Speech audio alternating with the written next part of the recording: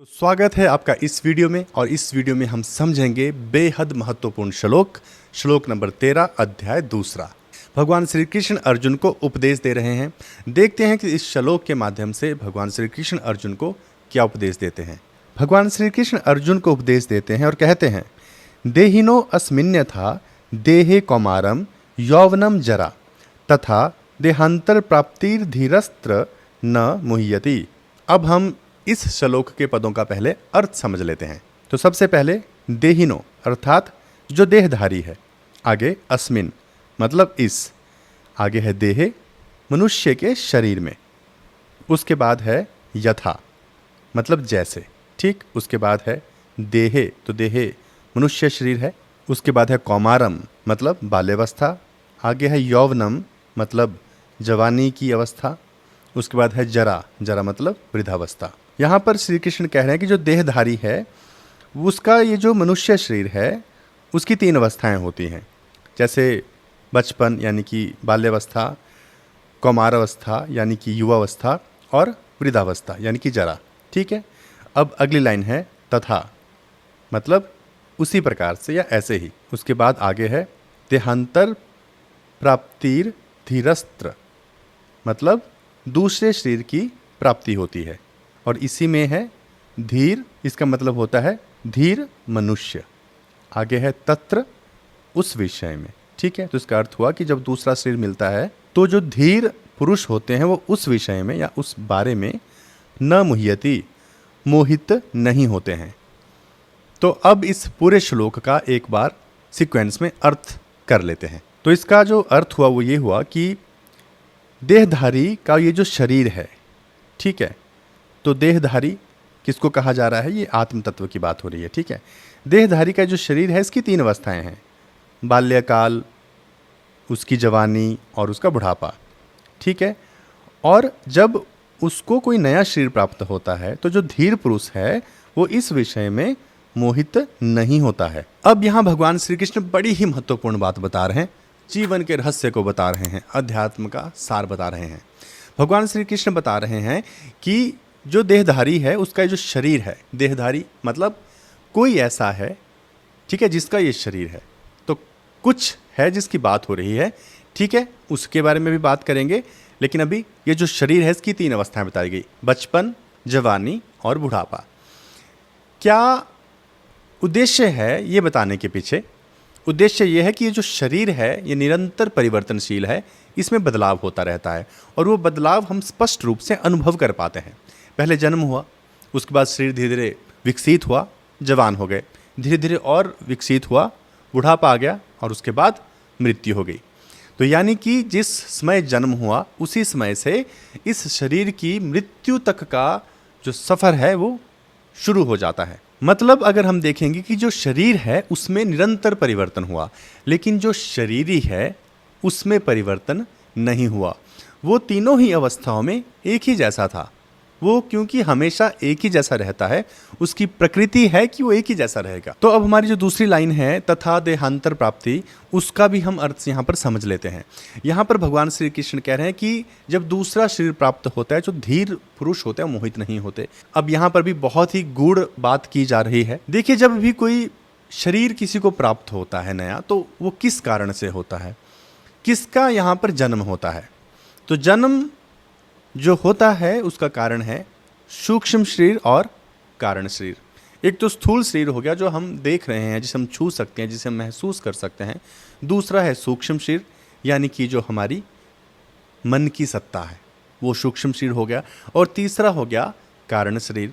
तो कारण शरीर वो है जैसे कि हम सो रहे हैं, ठीक है, तो वो जो विभाग है हमारी सुप्तावस्था वाला, वो कारण शरीर माना गया है। तो जिस प्रकार से हमारा ये शरीर बदलता है, इसकी अवस्थाएं बदलती हैं, उसी तरह से हमारा सूक्ष्म शरीर भी बदलता है और कारण शरीर भी बदलता है। अब हम ये कैसे महसूस कर सकते हैं, इसको कैसे स्पष्ट करेंगे? तो इसका एक उदाहरण दे सकते हैं।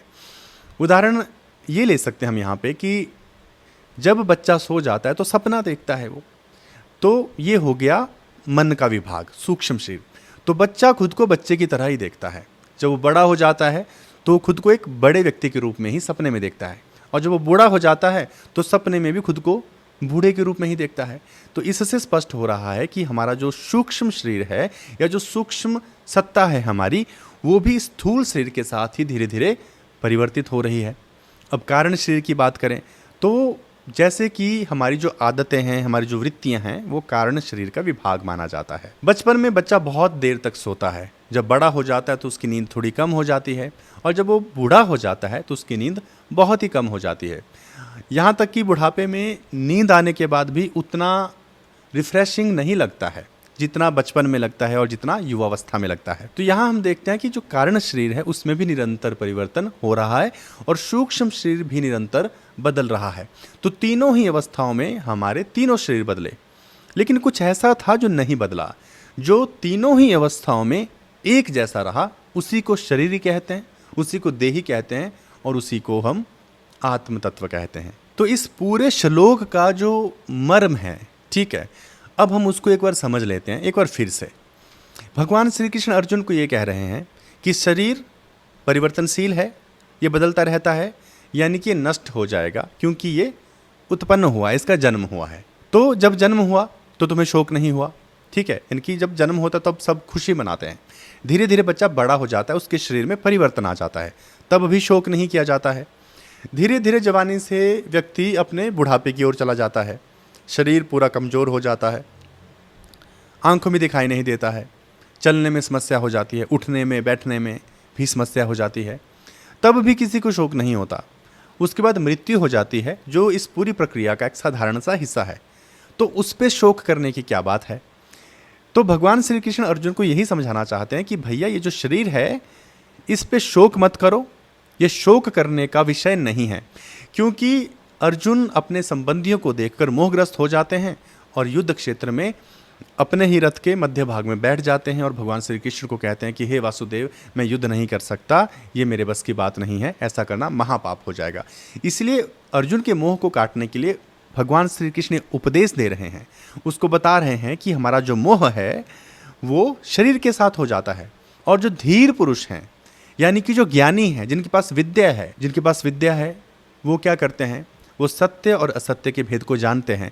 वो ये जानते हैं कि जो शरीर है ये बदल रहा है, ठीक है, और ये ख़त्म हो जाएगा। जब नया शरीर भी प्राप्त होगा उस समय भी शरीर भी नया है। जो कारण शरीर है, जो सूक्ष्म शरीर है, जिसकी वजह से पुनर्जन्म होता है, वो भी बदल जाते हैं। जैसे मान लीजिए कोई व्यक्ति आज है, एक नया शरीर उसके सूक्ष्म शरीर और कारण शरीर की वजह से उसको मिलता है। तो जब वो पशु हो जाएगा तो यही सोचेगा ना कि मैं ही हूँ, तो उसका कारण शरीर भी बदल जाएगा, उसका सूक्ष्म शरीर भी बदल जाएगा। अगर कोई देवता हो गया तो भी वो कहेगा कि मैं देवता हूँ, मैं ही हूँ, मेरी ही सत्ता है। तो वहाँ पर भी उसका सूक्ष्म शरीर भी बदल जाएगा और कारण शरीर भी बदल जाएगा। स्थूल शरीर तो पहले ही नष्ट हो चुका होता है। तो यहाँ पे स्पष्ट हो रहा है कि पूरा जो हमारा शरीर का जो विभाग है ये पूरा ही बदल जाता है, सब कुछ नष्ट हो जाता है, कुछ शेष नहीं रह जाता, ठीक है। और इसके साथ जो मोहित हो जाता है वो फिर धीर पुरुष नहीं है, वो ज्ञानी नहीं है, विद्वान नहीं है। भगवान श्री कृष्ण यही समझा रहे हैं अर्जुन को, इस गूढ़ रहस्य को समझा रहे हैं कि तुम्हारा जो मोह है वो शरीरों के साथ है, तुम्हारे संबंधियों के शरीरों के साथ तुम्हारा मोह लग गया है, और ये अच्छी बात नहीं है, ये ज्ञानियों का लक्षण नहीं है, ठीक है। तो भगवान श्री कृष्ण बता भी रहे हैं कि ज्ञानी कौन है? जिसको पता है कि मैं कुछ अलग चीज़ हूँ, ये शरीर और ये प्रकृति कुछ अलग है, क्योंकि जो आत्म तत्व है, जो हमारी पहचान है, जो हमारी असली सत्ता है, उसका किसी भी चीज़ के साथ संग नहीं होता है, यानी कि वो सर्वथा स्वतंत्र है और सर्वथा मुक्त है। ना ही उसको स्वतंत्र करना पड़ता है, ना ही उसको मुक्त करना पड़ता है। बस ये जान लेना होता है, ये बोध कर लेना होता है कि हम वो नहीं हैं जिसे हम समझते हैं हम हैं। हम ये शरीर नहीं, हम ये प्रकृति नहीं, यही तत्व समझ लिया तो ऐसा व्यक्ति फिर बार बार के जन्मों के चक्कर से छूट जाता है, वो हमेशा हमेशा के लिए मुक्त हो जाता है। और यही कृष्ण समझा रहे हैं कि इन शरीरों को देखकर दुखी मत हो, शोकग्रस्त मत हो, उठो, खड़े हो जाओ और युद्ध करो। और यही संदेश भगवान समस्त मनुष्य जाति को भी देने का प्रयास कर रहे हैं गीता के माध्यम से। तो उम्मीद करता हूँ आपको ये श्लोक समझ आ गया होगा। तो अब हम मिलते हैं हमारे अगले श्लोक में, अगले वीडियो में। तब तक के लिए अपना ख्याल रखिए।